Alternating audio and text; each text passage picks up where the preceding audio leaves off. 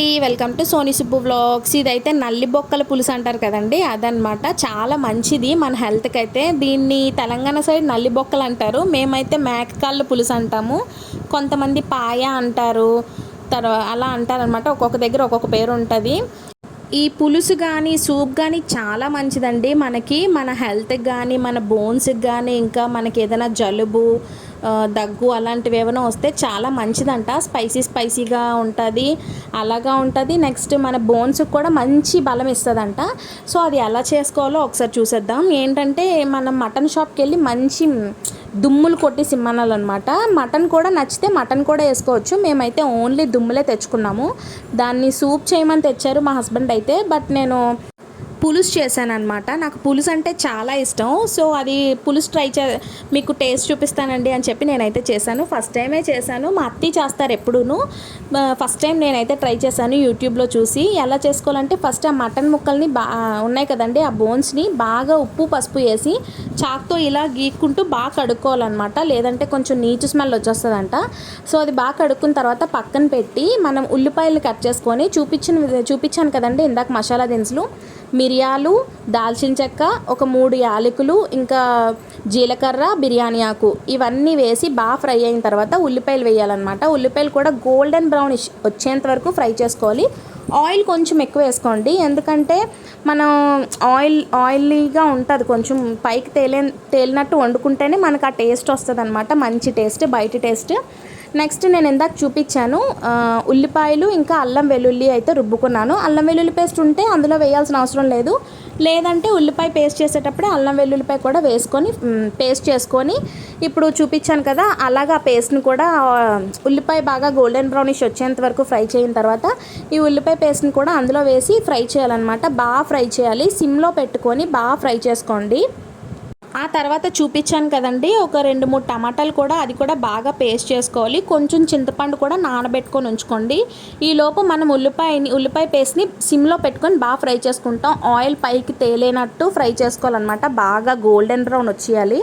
అప్పుడే మనకి ఉల్లిపాయ అనేది కొంచెం పచ్చి స్మెల్, ఉల్లిపాయ పేస్ట్ నార్మల్గానే పచ్చి స్మెల్ వస్తుంది. సో మనకు ఆ పచ్చి స్మెల్ రాకుండా ఉండాలంటే బాగా ఫ్రై చేయాలి. ఆయిల్ వచ్చేంత వరకు ఫ్రై అయిన తర్వాత, ఇది బాగా ఫ్రై అయిన తర్వాత మనకి ఎంత స్పైస్ కావాలి, మనకు బాగా కారంగా ఉండాలి అంటే మన పులుసు ఎంత పెట్టుకుంటున్నామో దాన్ని బట్టి మీకు ఎంత కారం కావాలో అంత.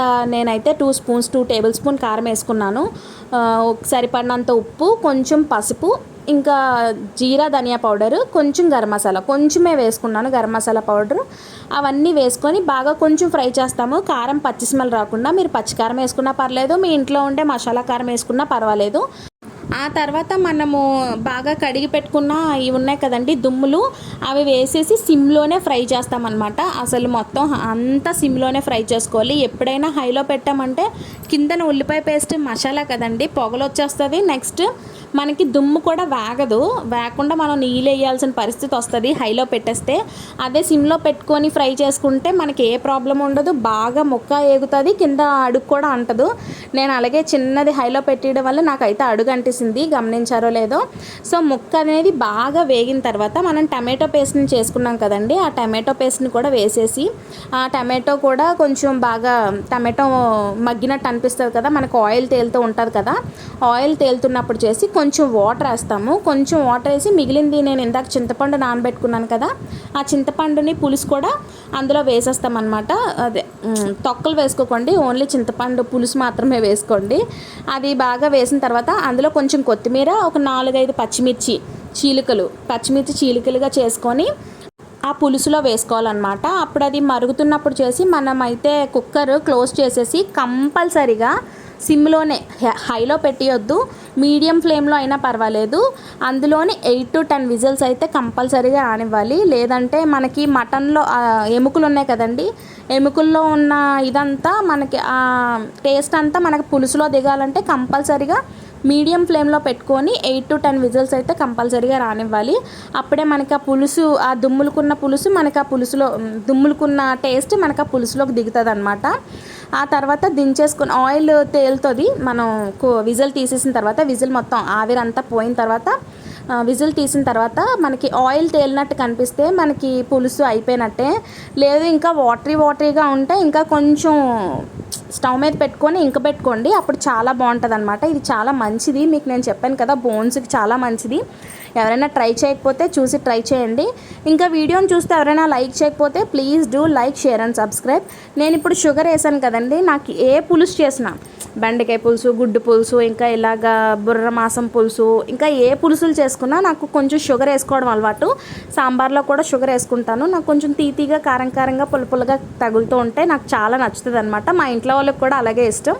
సో నేను కంపల్సరీగా కొంచెం షుగర్ అయితే వేస్తాను. చూపించాను కదా, అలాగే నేనైతే దించుకున్నాను. మీకు చిక్కగా కావాలంటే చిక్కగా, పలుచగా కావాలంటే పలుచగా దించేసుకోవచ్చు అనమాట. అన్నంలోకి, ఇంకా చపాతీలోకి, పరాటాలోకి చాలా బాగుంటుంది, చాలా మంచిది. నా వీడియోస్కి ఎవరైతే సపోర్ట్ చేస్తున్నారో వాళ్ళందరికీ చాలా చాలా థ్యాంక్స్ అండి. ఉత్తుబాబు, ఈ ఎలా ఉందమ్మా ఈ మటన్ దుమ్ముల పులుసు? చాలా బాగుంది. బాయ్ బాయ్ చెప్పు. Bye bye.